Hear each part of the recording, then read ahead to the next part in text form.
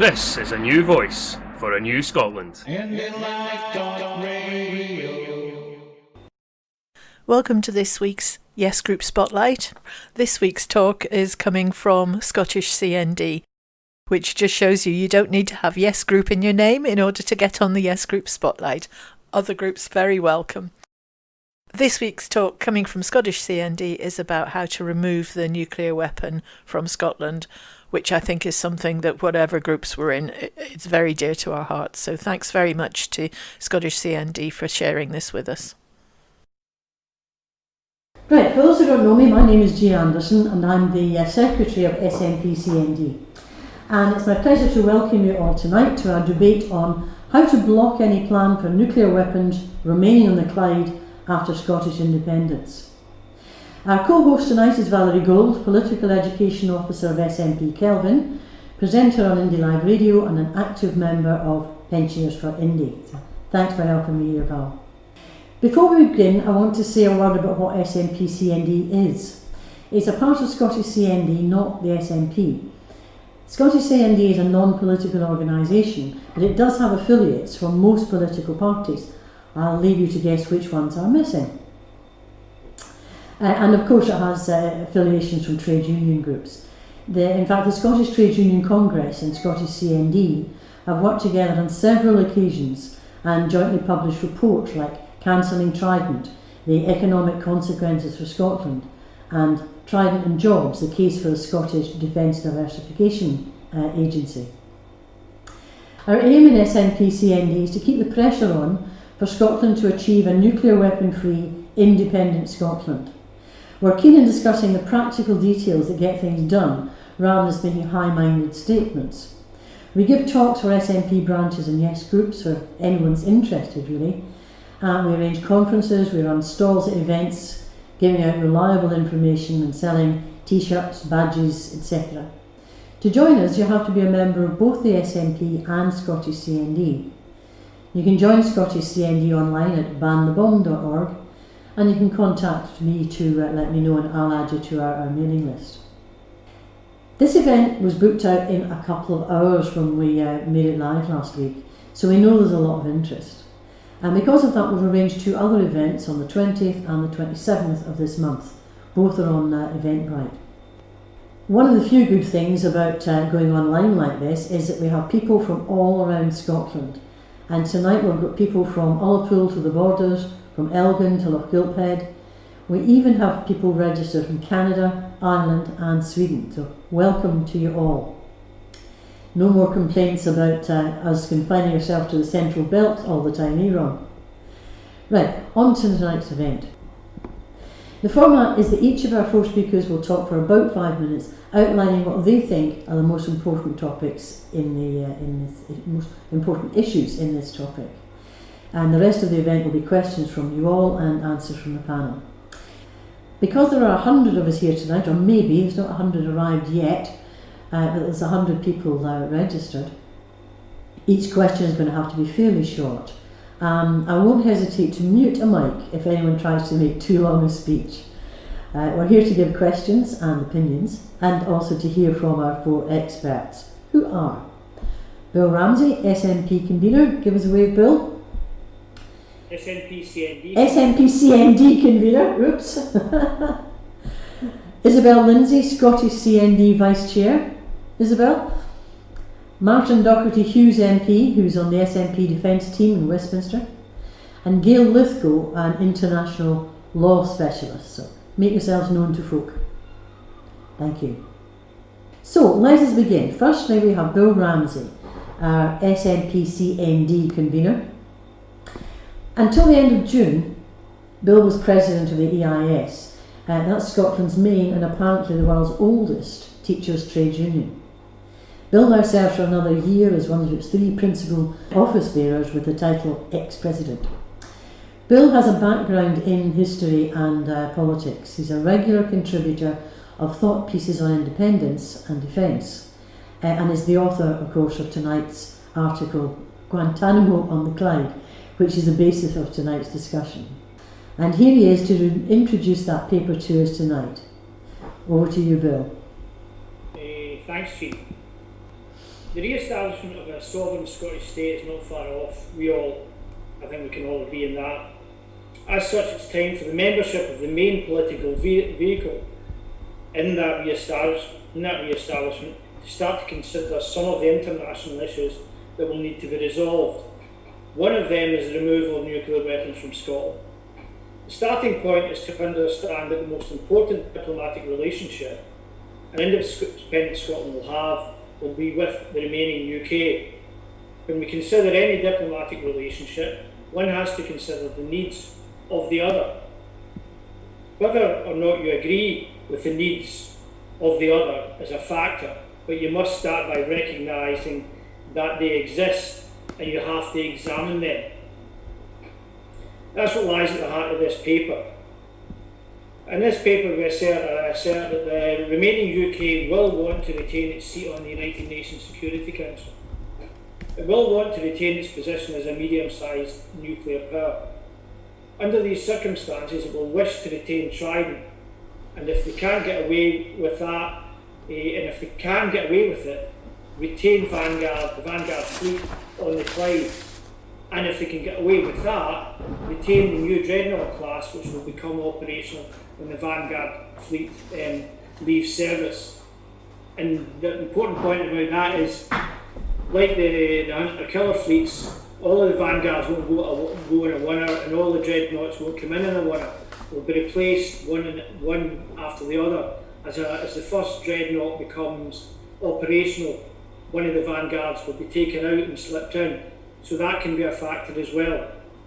At the heart of such a contingency plan that the Royal Navy will have, they'll be wanting to rent the two facilities from the Scottish Government. Her Majesty's Naval Base Clyde and the Royal Naval Armaments Depot in Coolport, and probably some other infrastructure as well related to that, but certainly those two.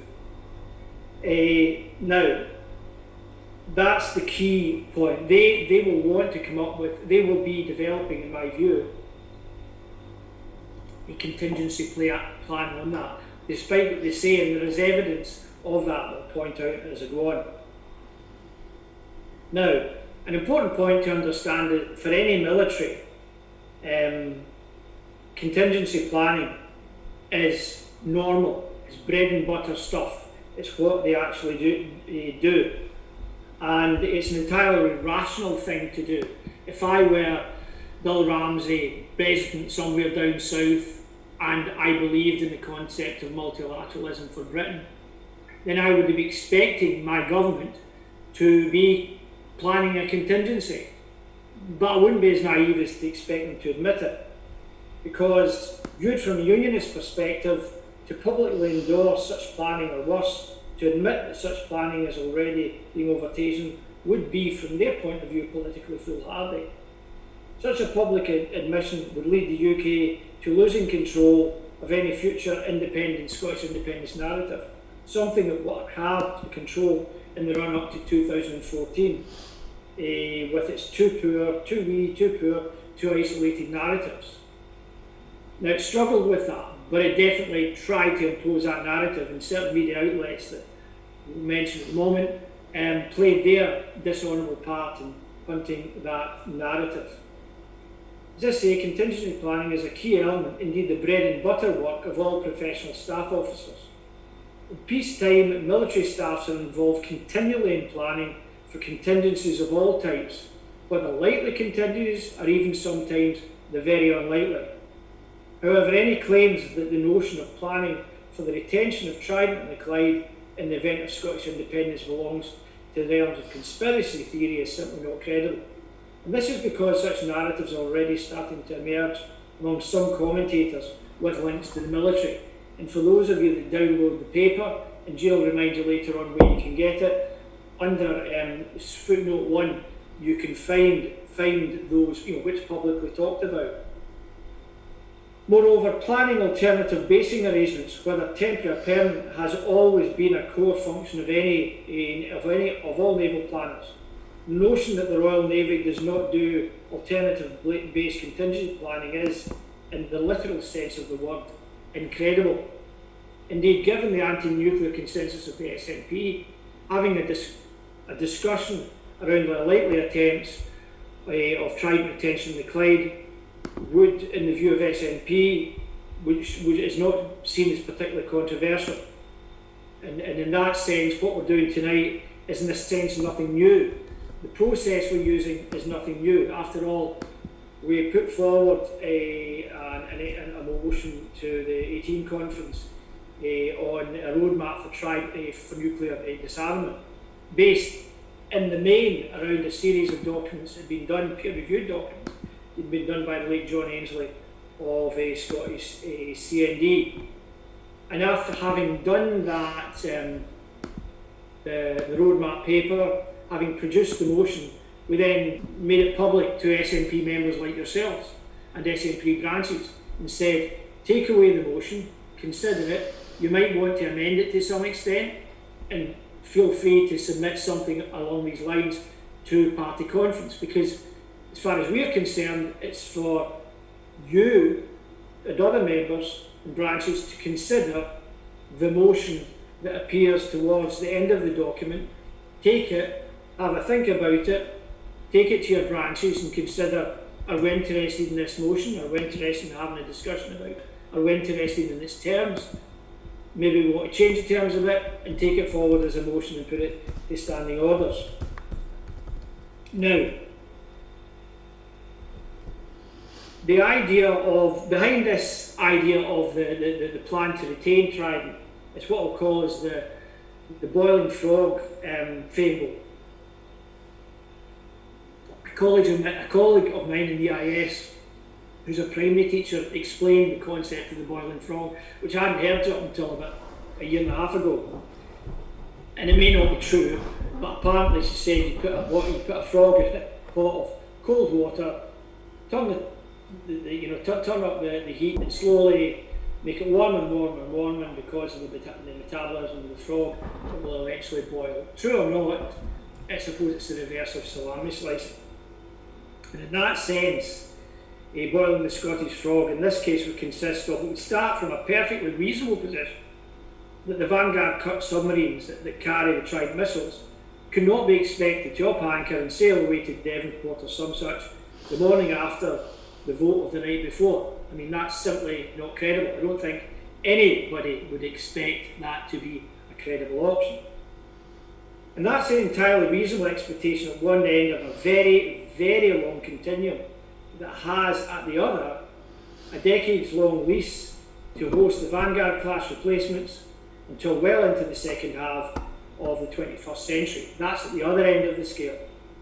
In between would be more gradual steps, including a short-term lease of Faslane for particularly over 5 years, or into 10 years or more. There are complications around gradual disengagement from the Clyde. It's not the only matter to be considered. Arguably of more importance are the incentives that would be offered to establish a British Guantanamo in the Clyde. That will almost certainly happen, is that an offer will be made to pay a rental cost for Faslane that will cover the entire, or almost the entire, Scottish defence budget of an independent Scotland. Put simply, it is now becoming clear that proposals that a future Scottish Defence Force of modest size is no longer incurring opprobrium, indeed ridicule, that it once did from the British military commentariat. And again, you'll find the references to that in the article. In the run-up to India F1, the Royal United Services Institute published a paper called On the Blue Bonnets, Defending an Independent Scotland, written by Lieutenant Colonel retired Stuart Crawford and his colleague Richard Marsh.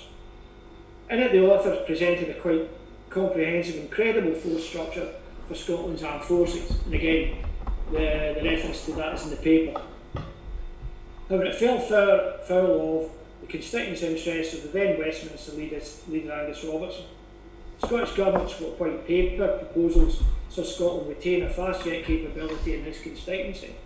This produced a financially top-heavy commitment of keeping a minimum of 12 fast jets as part of the Scottish Defence Force structure. On the other hand, Crawford and Marsh proposals suggested the fast jet capability be abandoned.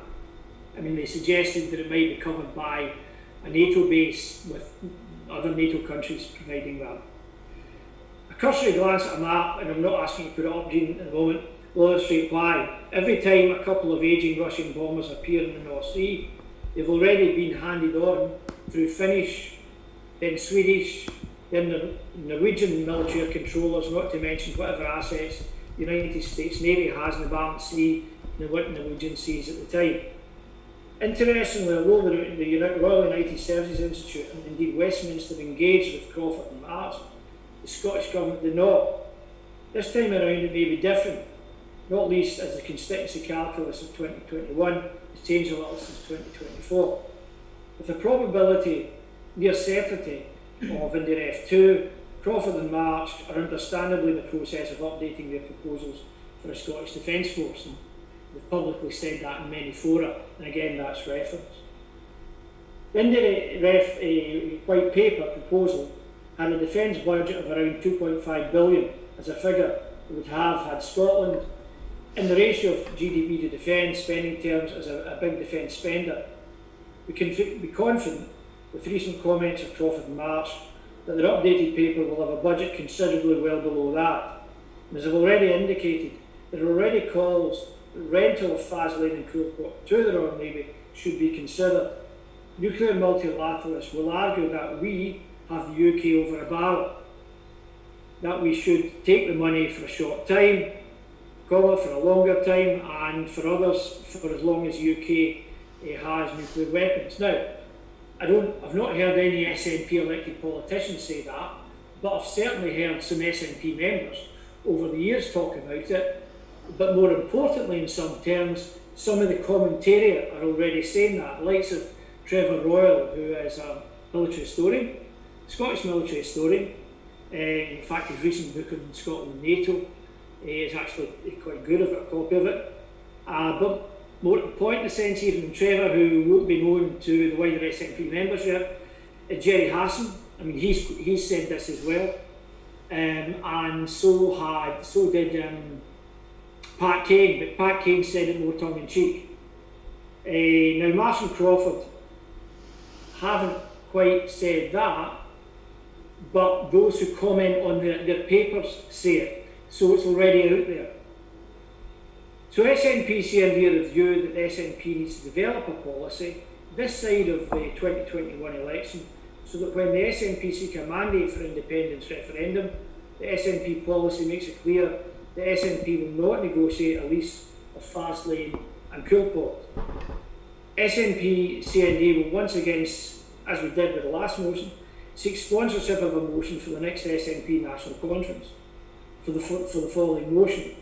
Clearly the discourse around the timescale is crucial, but as a democratic political party, SNP CND have faith that if such a motion were considered by a properly constituted SNP conference, a motion not dissimilar to the draft below would emerge. Now, some of you may well have downloaded the paper, but some of you have not. So I'll read out the motion to you at the moment. It's not long, only consists of 2 points. Conference reaffirms its policy, the roadmap for trident removal as accepted in 2018.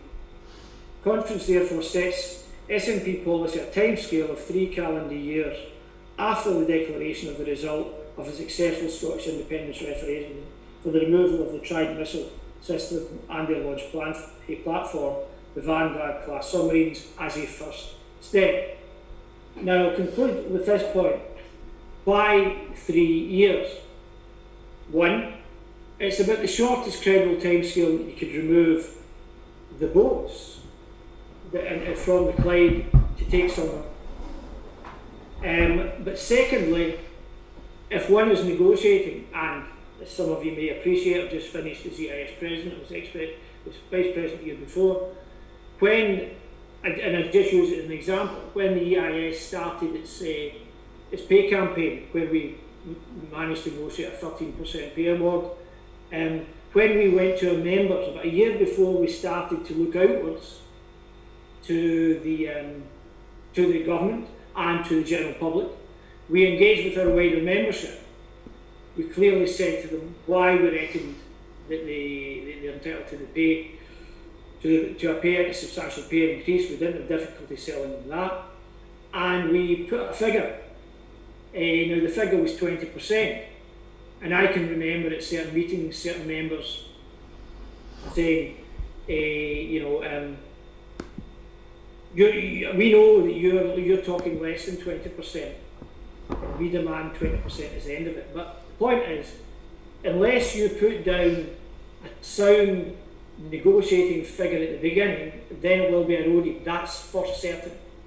And therefore, you have to you start with the baseline, and 3 years is actually credible, and then you go to the other side and say, well, what position, where are you going to come to in this? Because the final point to make is, what I don't think we will see is that a unit of the Royal Marines being taken from somewhere and plonked into Fasley in the morning after the night before, and suddenly, the Union Jack being hoisted up at every flagpole, and them saying, this will remain a sovereign base of the United Kingdom forever and ever. I mean, if they were to do that, forget about the reaction in Scotland.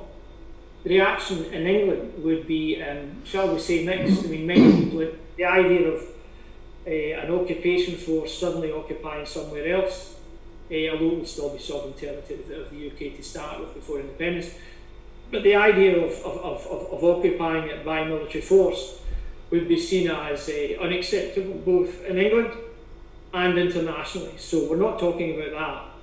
Moreover, England will want to establish a good relationship with an independent Scotland. That's an important point that we need to make. And one of the points that we made with the last motion is, all of the cards do not sit with the remaining UK. Many of the cards sit with Scotland, and therefore the UK will change its attitude and come up with a negotiating strategy when it comes to negotiation over this. But overall, the main thing is that you, the SNP members, start to think about it. You, the SNP members, need to discuss it in your branches, and you, the SNP members, need to put forward a motion along the lines of what we have to a conference. We know that such a motion would be quite popular. After all, a previous motion, when it get through the list of 24 motions or something that standing orders decided would put to the I think it was more than that, to the wider membership in 2018. And the wider membership who were going to conference, some thousand, were then asked, how would you rank the motions for discussion? And our Trident roadmap motion was number 2 in the list. I can't remember what number 1 was. It was a Scottish Government worthy motion about something, not decrying it. But our motion was number 2 in the list. So if this motion was coming from a few branches, a variation of this, then as would happen the last time, it would become public knowledge that such a motion is being proposed, and we would expect that to be quite high on the list. There are various other points we can cover over the discussions, including the point that Peter Henderson made in his discussion just there, but I'll leave it at that. Thanks. Thanks very much, Bill. Lots of food for thought there. Next we have Isabel Lindsay. Isabel is Scottish CND Vice Chair. She's a peace activist and a supporter of Scottish independence who's been in the thick of things since the 1960s. Isabel was one of the original signatories of the Committee of 100. She was Vice Chair of the SNP in 1972, and she was a founding member of the cross-party campaign for the Scottish Assembly in the early 80s. That's what paved the way for the Constitutional Convention and ultimately the new Scottish Parliament. Isabel's still a prime actor in the fight for independence and for disarmament, and we're glad to be able to rely on her experience and advice. Isabel. Okay, thanks. Well, I think there is quite a simple message, quite a clear message that we can project to the Scottish people as well as the political activists. And the first thing is, yes, the same starting point as Bill, that of course the whole question of Trident, Tasman, Poolport will be at the top of the transition priorities in negotiations with the remainder of the UK. And that's one reason why we have to have a negotiating strategy that is very, very clear.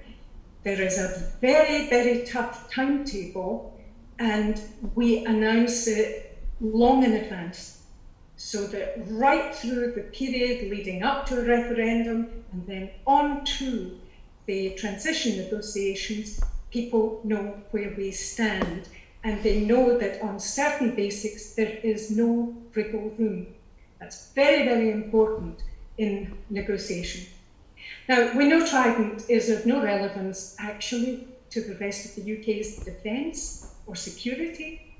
It has a lot of relevance as their leaders perceive it in the UK's status. So, that's what really is being negotiated for.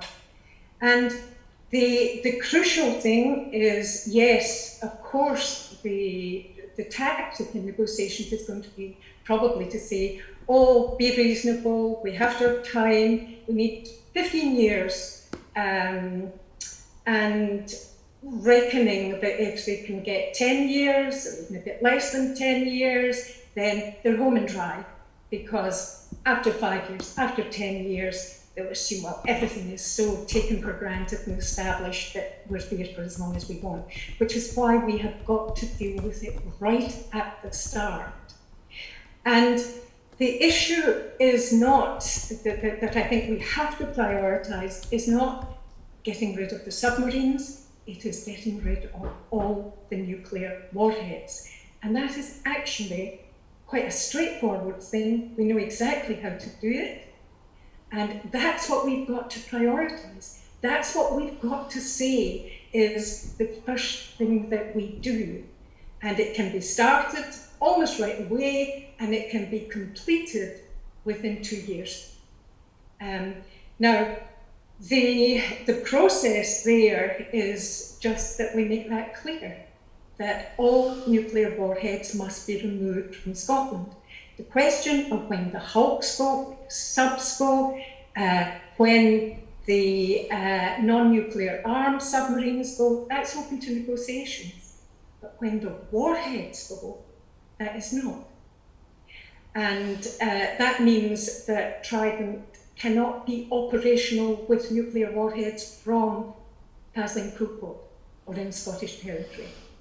Now, the reason why I say this is a fairly straightforward thing, both to project to the public and to SNP membership and others, is because the transportation of warheads is done regularly. We know this, unfortunately, probably considerable public risk. The reason why it will need 1 to 2 years is because you can only transport them by road safely. You would only want to do this. You can take the triggers off at Poolport. This is done all the time, but you would only want to transport them about half a dozen at a time. There are probably about 200 warheads that will have to be moved. So you have to do this in a more gradual way over 1 to 2 year period. Now, what the rest of the UK state decides to do with it, I would hope there will be pressure building up from England and elsewhere to try to decide that what they should do is move to a non-nuclear basis. That's not something that we can decide. They have to find a home for these warheads.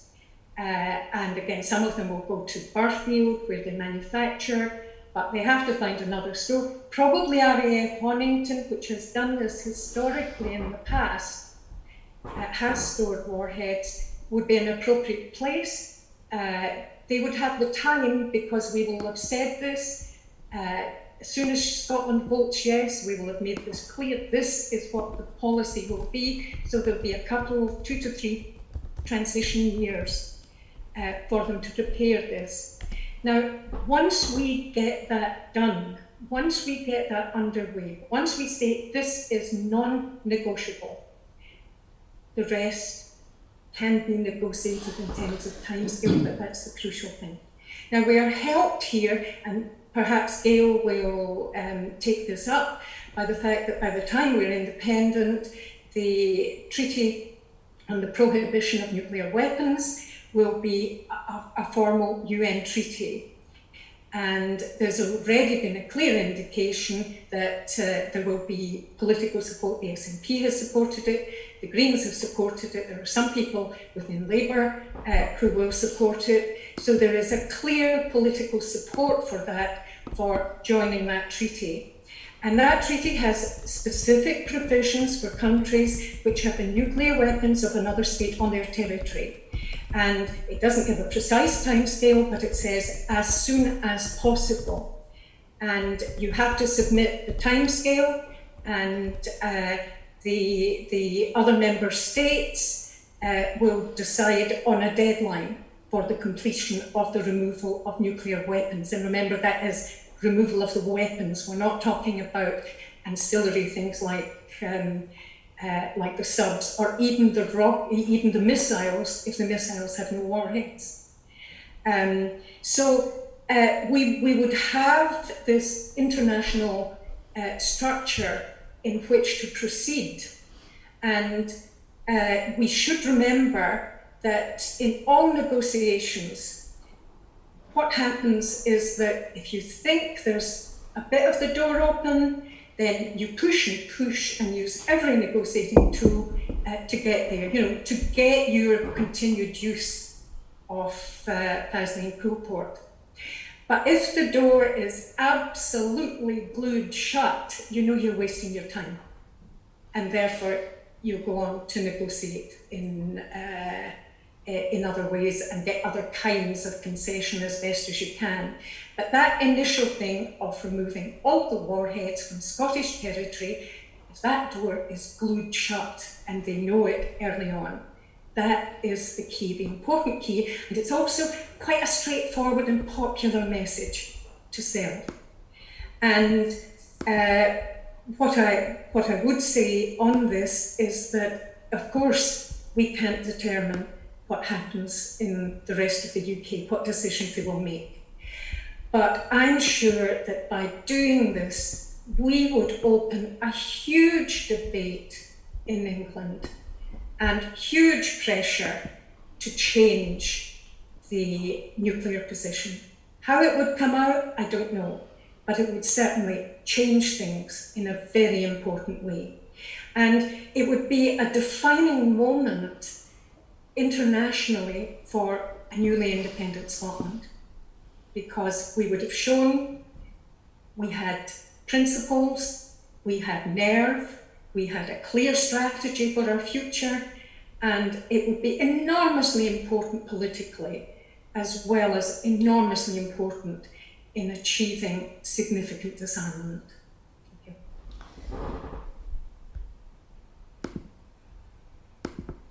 Thank you. That was excellent and very cheering, Isabel. Thank you very much for that. Our next speaker is Martin Docherty-Hughes, MP.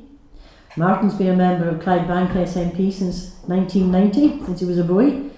He was elected to Clydebank District Council aged 21 in 1992 and then Glasgow City Council in 2012. He's been MP for West Dunbartonshire since 2015, and he's a member of the SNP Westminster Defence Team and also the Westminster Select Committee. And we're very grateful for him joining us tonight and look forward to hearing his comments. Over to you, Martin.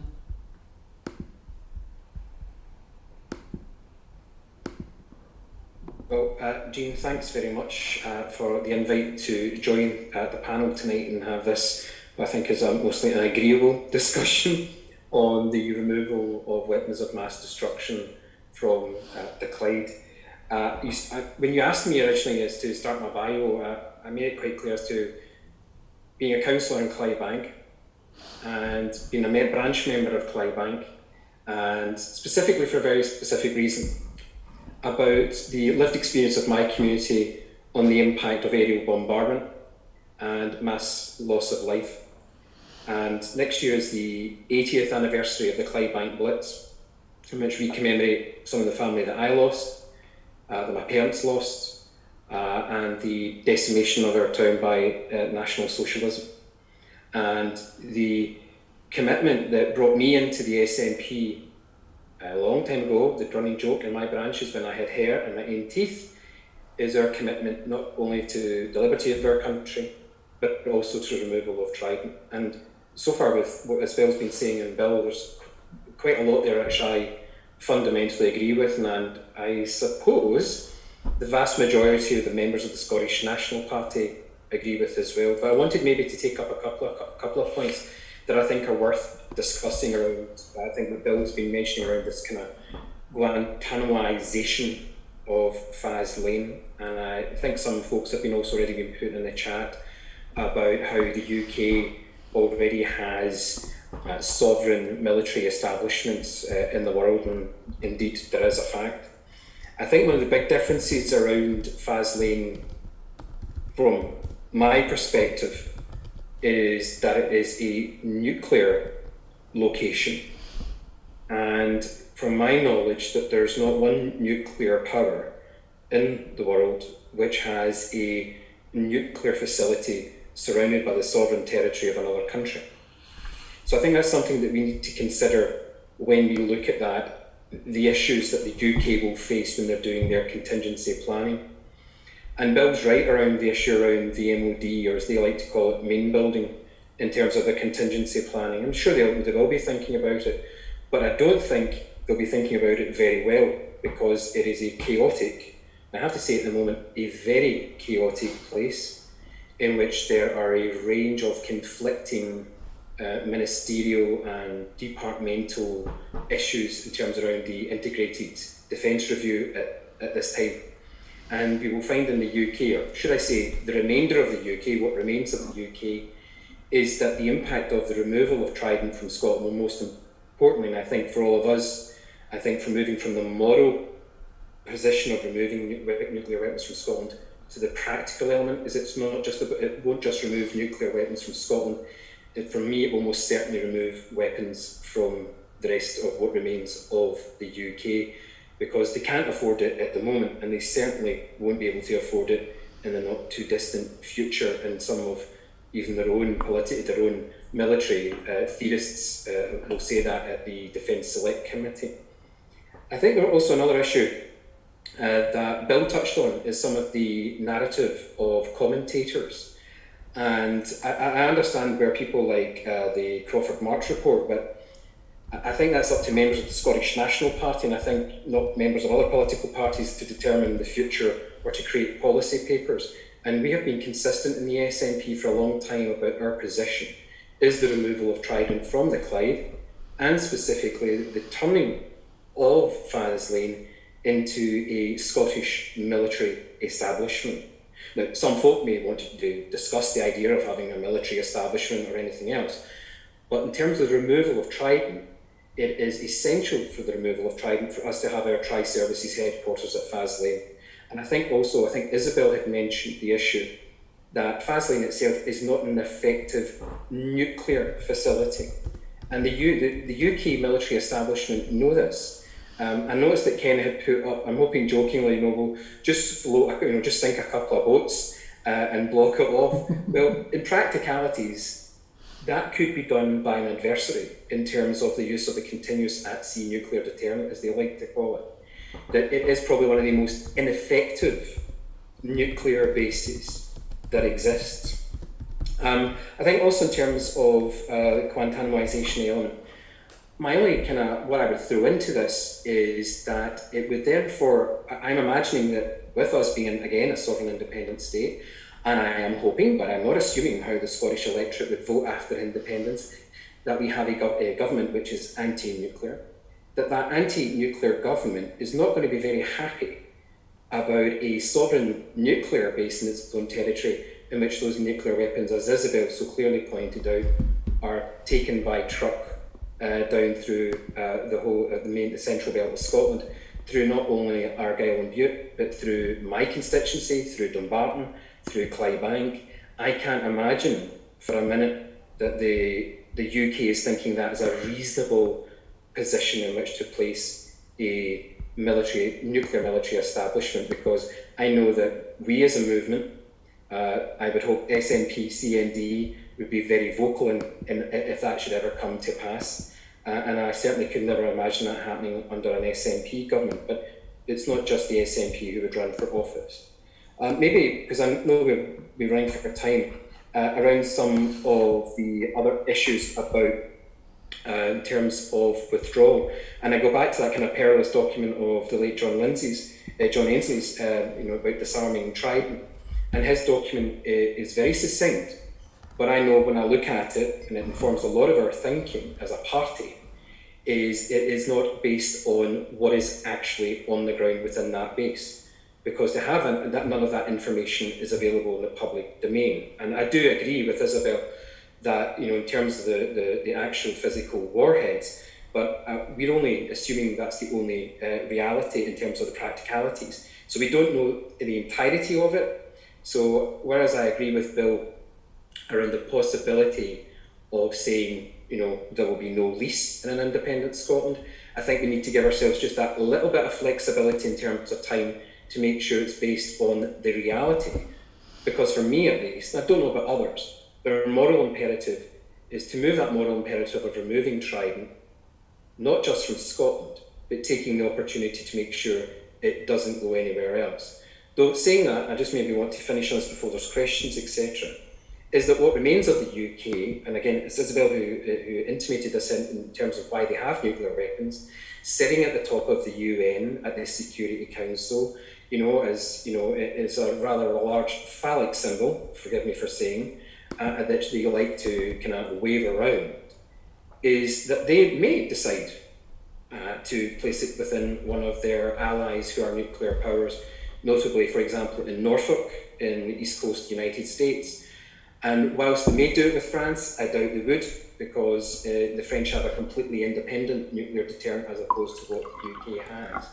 So just to finishing, what I'm saying is, I think there needs to be a degree of flexibility on timing, not too much, I have to say, based on the reality of what's inside the base. I think the SNP is clear, committed, and always has been, is that Faslane will be a tri-services headquarters for our armed forces, and will not be some remainder UK island in a sea of non-nuclear states. But actually what I should have just maybe finish on is how we take this forward after independence, to making sure that what SNP, CND and predominantly Scottish CND have been doing is to make sure that not only Scotland is a nuclear-free nation, but every other nation in the world becomes one, critically around non-proliferation, for the United States pushing for more nuclear weapons, China in terms of more nuclear weapons, the Russian Federation, and no doubtably the French as well. And we have a lot of work after independence. It's not just about us being nuclear free, it's maintaining that commitment within the party and processing it to make sure that our allies and our friends realise, forgive me, the stupidity of weapons of mass destruction. Thanks, Jean. Thank you very much, Martin. I'm sure there's a sentiments that we can all agree with. It's stupidity indeed. Our final speaker tonight is Gail Lithgow. Gail's a member of the Executive Committee of Scottish CND, but she's also an international law specialist. She's currently working at the University of Glasgow, and she's written widely on boundaries and territories in international law and enforced population displacement. Having her expertise in this debate is very welcome, so thank you for joining us, Gail, and over to you. There you go. I've got it. Yeah, I wrestled control. Well, thank you so much, everyone, for having me. I guess my role after the three talks that we've had so far is to maybe provide some clarification over the idea of territory, that given that's my main background, but also the idea of sovereign base areas and leasing, etc., because these are all very distinct and very important, and will be the difference between Faslane and Coalport turning into Guantanamo or not. So I'm going to talk about three main things. One is the different options, and then I'm going to discuss their implications and what they mean for the Scottish Government, and then what the role for Scottish CND, should be, and the role for SNP and Green CND, and because I think they have a particular role in keeping pressure up with the different categories of audiences.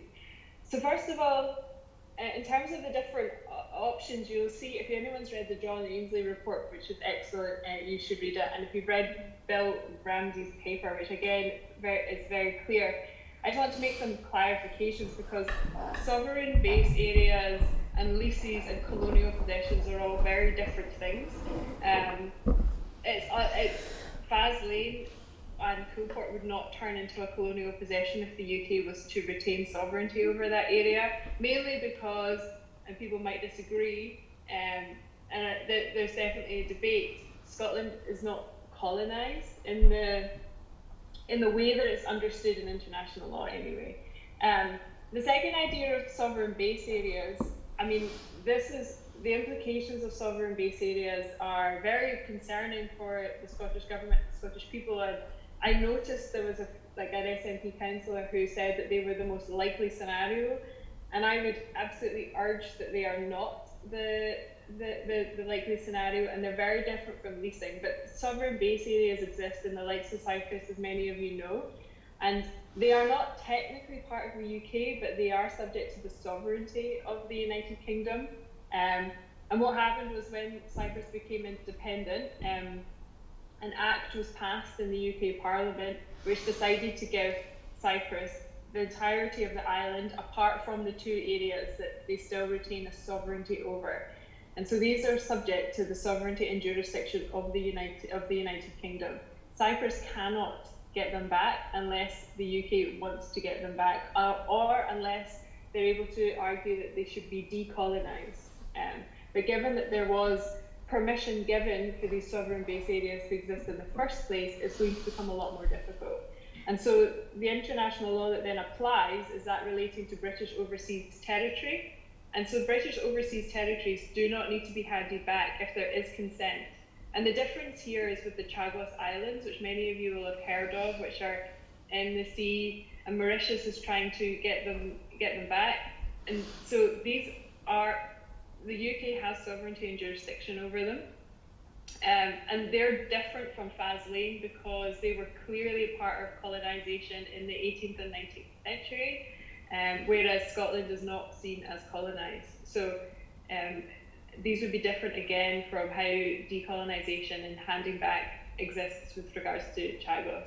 Now, leasing is when we start entering Guantanamo territory. So Guantanamo is not a sovereign base area of the US. Leasing is where we start heading into potential kind of Guantanamo style arrangements if the Scottish government were to end up negotiating or agreeing to that. And so a lease of territory in international law is basically when one state accepts that another state can have the right to use and exercise control over that space. Sovereignty, however, would remain with Scotland, and it then becomes divorced jurisdictionally. So the rest of the UK would have jurisdiction over Faslane and Coalport, but they would not have sovereignty.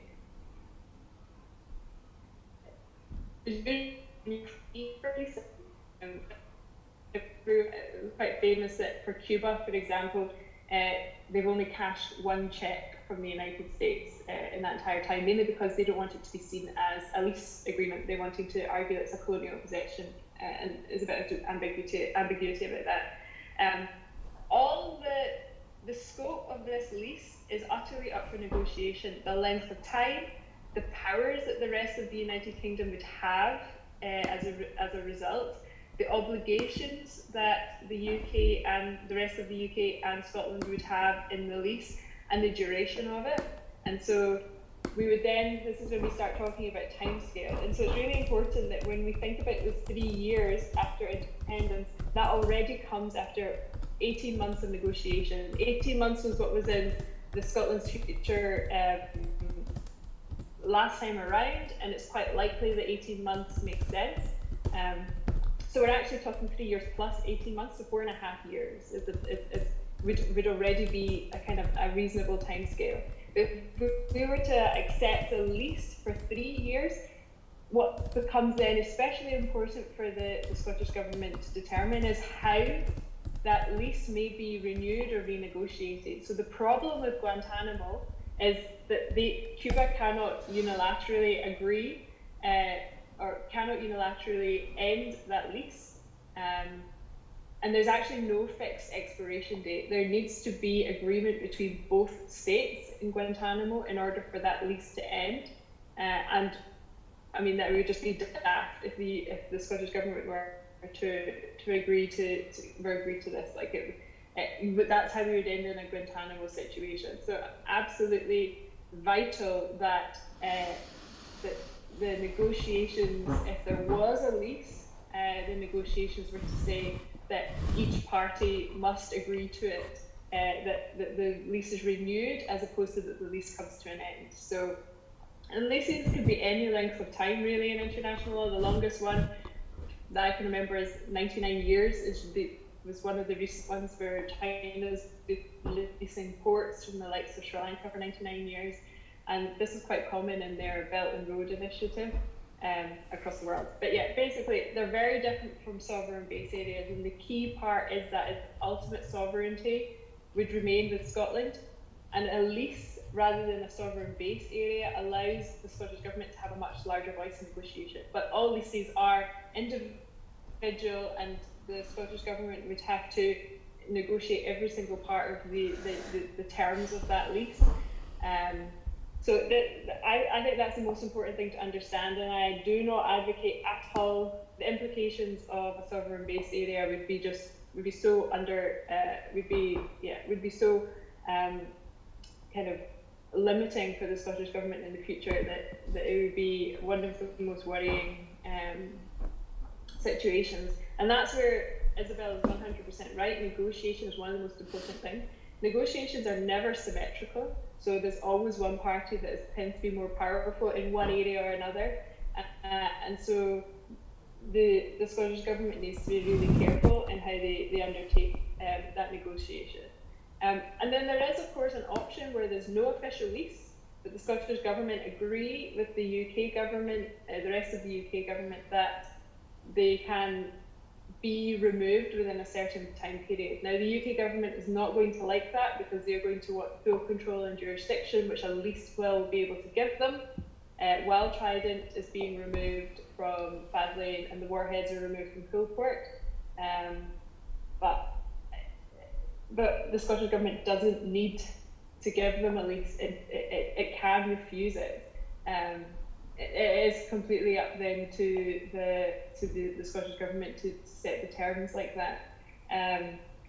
So yeah, I think those are the main things I want to highlight in terms of the different options and the implications and what that means about the Scottish Government's position, or what the Scottish Government's position should be. And I just want to very kind of quickly and lastly touch on what should the Scottish CND's position be. And I absolutely think that because negotiation is so important, then we need to think, as Scottish CND, as SNP CND, that we have about 3 main categories of parties that we need to monitor and pressure. One is Scottish political parties and civil service. The other one is the rest of the UK. And the third will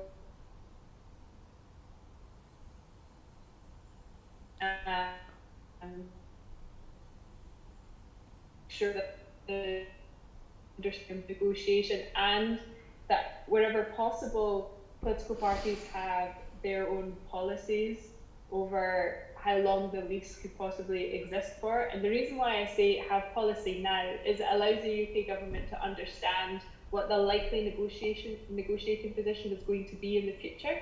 But I also think we need to be careful, even if, for example, we don't have a second independence referendum, what various Scottish governments sign up to in relation to Coolport and Faslane. Simply because if we start formally changing the way in which the naval bases operate, we might actually be handing over sovereign power towards them for the rest of the UK government. So I think we need to be careful, even if there's no independence referendum, how replacements of Trident and the almost like the property law behind naval bases in the UK, we need to keep an eye out for what the UK government might be doing surrounding that. So I'm happy to answer any questions. This is a very kind of quick kind of pit stop tour of all the most important kind of legal positions and what they will mean and the implications that they have for what the Scottish Government's negotiation position should be, and then why I think party policy is so key to ensuring that we start making what the negotiation positions should be upfront. And yeah, we can have quite the party policies don't need to say 3 years. They can say, for example, not longer than 5 years or not longer. So we are giving a different time frame, which might be more realistic, and also kind of show our maturity as negotiators, etc. So these are kind of really key points, and I think we need to pay attention to them now rather than another independence referendum is announced. Thank you. Thanks again to Scottish CND for sharing that event with us. And if anybody else in a Yes group or other similar groups has an event that you'd like to share on the Yes Group Spotlight, please get in touch with us. We've got a dedicated email address now for the show, which is spotlight@indylive.radio. Thanks for listening, and we'll see you again next week for another Yes Group Spotlight. IndyLive.radio